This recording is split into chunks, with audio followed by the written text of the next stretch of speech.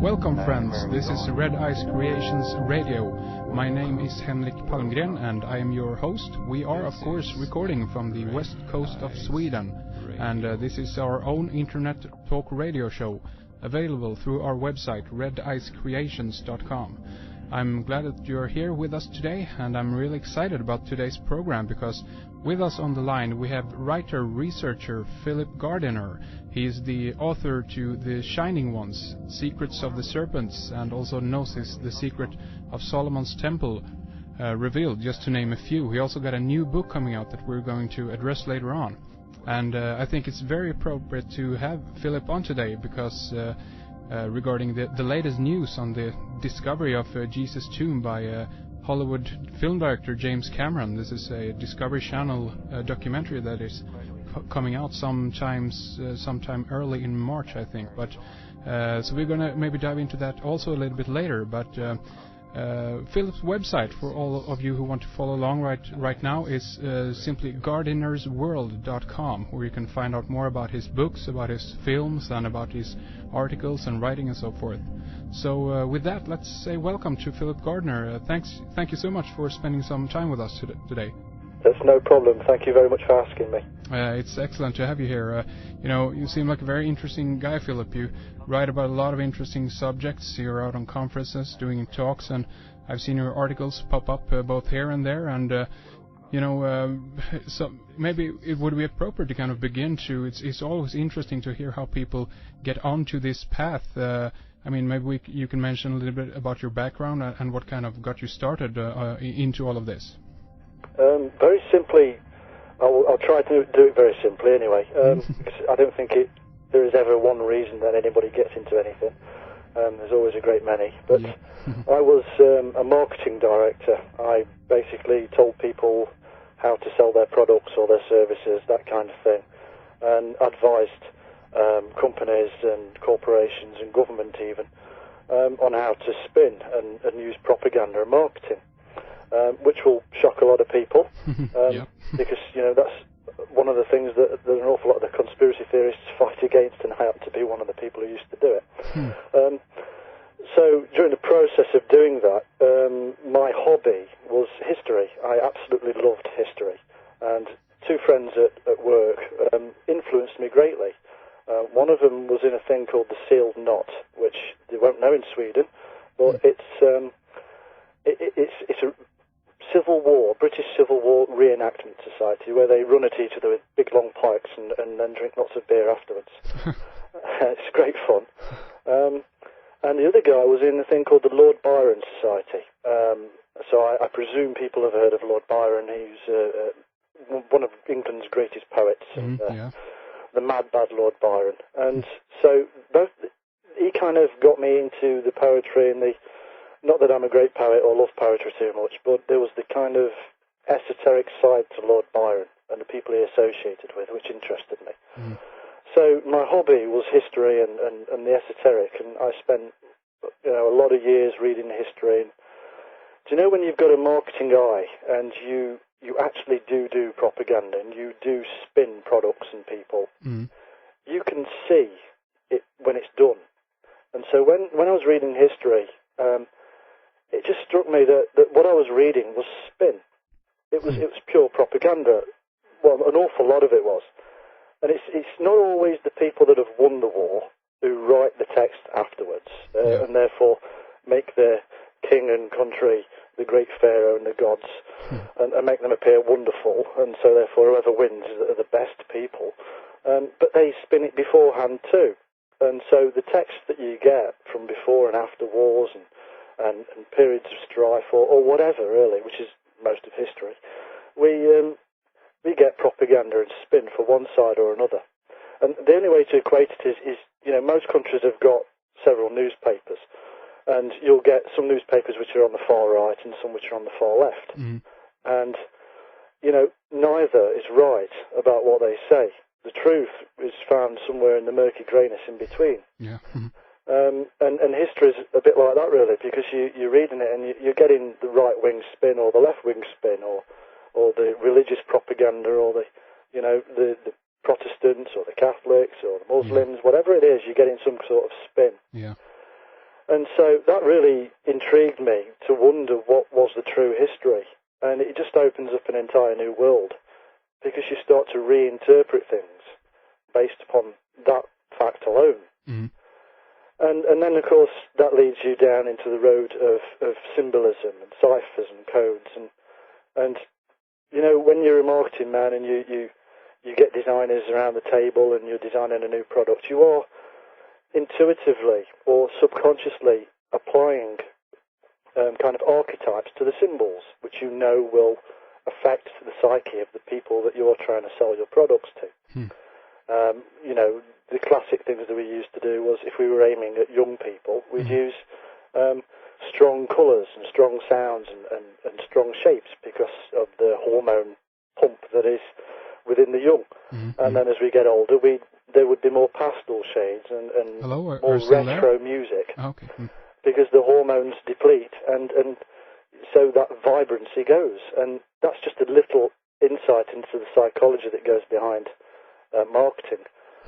And you can see that throughout history. But the symbolism, the archetypal kind of subconscious symbolism that goes around, you then see that within religious symbols, religious buildings, the churches, the temples, you know, all these places.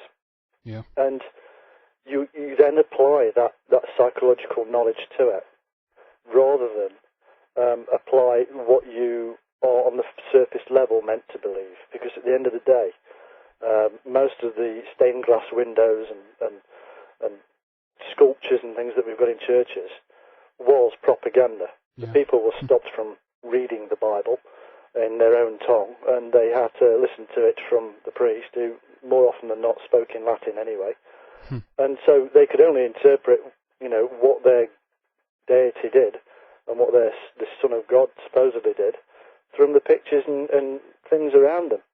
And so that was propaganda even at that stage. But the people such as the Freemasons included symbols within this work that they would understand, that only the few or the chosen initiates would understand. And so, you know, getting to the root of that is another fascinating element for me. And it's not just in the symbols and the colours, it's also in the texts. You know, there are very subtle, wonderful metaphors in a lot of these texts. And, you know, they're not always these nasty men in the black that are trying to control you. They are actually themselves as individuals after the state of enlightenment that an awful lot of people are after. They're after wisdom. So that's in there too, and it's fascinating stuff. Interesting, yeah. You know, were there a specific, I guess, book or some specific research or a lecture or anything like that kind of opened your eyes at first to the fact, you know, that we were being lied to, or was this, as you say, just a gradual process? Well, from a personal point of view, I actually was a Christian. You know, and I know that's probably going to dry a lot of people's throats up and make them feel ill, but I was a Christian at a particular period in time, and I wasn't a Christian because I believed. I know it's really strange, but it was because, you know, it was the thing to do. It was tradition. And I was in this church that I'd been to for a few months, and because of the sort of guy I am, I'm a strong-willed sort of guy, and they picked me out to preach and do these other things, you know. It was awful. And I sat there one day, and they all started running around barking and making silly noises and falling over. And, I mean, I don't know how you'd feel if you were sat in amongst this, but it was kind of you've heard of the Toronto blessing or the talking in tongues, that kind of thing, where people jabber, and we're expected to think that it's the language of God coming out of their mouths. And I sat there and I just said to myself, you know, if there is a God, he wouldn't do this to people because it's just utter nonsense. There was a psychological reason for this, and that made me go deeply more into psychology, and so I went and took the old standard tests and standard diplomas and degrees and things to actually learn more about psychology. And, you know, psychology is a big part of marketing, and thereafter I went and did a marketing degree, and and learn more about the human mind and why he is overcome emotionally by these things. So that period in my life, and it was only a very, very short period because it was a disturbing period, if you know what I mean. Yeah, yeah. And so it was a very short period, many years ago now, and that altered me in that respect to say, you know, these people are just being lied to by the pastor at the front, who is laying his hands on their head and pushing them over and telling them that they're healed, and it's the power of the mind and the imagination which is moving this thing forward. Yeah. Whatever truth you wish to believe is in that, you know, because of course imagination can do an awful lot of things. Oh, yeah. You know, I mean, latest science research proves that you can actually increase your muscle capacity by 22% just by imagining it. So, you know, imagination is a very, very powerful thing in human beings. But, oh, yeah, yeah. You know, some people can have really, really strong imaginations, which can be good, and it can be put to good. But that strength, pardon me, that strength can also be very dark, and it can send people off into a really rocky road of psychosis and bipolarism and all kinds of different issues. So imagination's a great thing if in balance. Yeah. And for me, running around barking because the Lord told me to wasn't something in balance. I understand what you're saying. Totally, yeah. You know, I'd love to kind of get into this, I guess, pretty much right away here regarding the recent finds, of course, by James Cameron, the film director, in regards to the discovery of Jesus' tomb. I mean, this obviously connects with your work, and I guess even your new book that is coming out soon. I mean, if we are to begin about you know, James Cameron's finds, what's your take on it? Do you think that this is true, so to speak? Well, you know, the first words that came into my mind when I was told this thing over a week ago now, before the launch, because I got copied in for some reason from a production company, was prove it. And I know it sounds strange for somebody who really doesn't. I really don't care whether Jesus existed or not, let alone whether he was resurrected or not. It doesn't bother me. It's a fascinating historical period of humanity, and if it's proven, it will undoubtedly alter a lot of mindsets around the world. But the second reaction I had was, well, having sort of been in the church and been trained as a preacher, I know full well that they will now be all gathering together to find as many answers as possible to this, because they always have an answer. There is always a way out for them. That said, archaeologists that I know, because I know several archaeologists, I've contacted them last week, all of them, two of them from Jerusalem, have said, you know, there's no way on this planet that that's Jesus. That he would seriously have to prove it. This has all been known to them since the 1980s, and no serious archaeologist ever put their hand up and said, "Oh, this is Jesus, by the way." You know, Jesus back then was as popular. Jesus and Mary were names that are as popular as in the 80s in England was Kylie Minogue and Jason. You know, every kid was being called Kylie and Jason.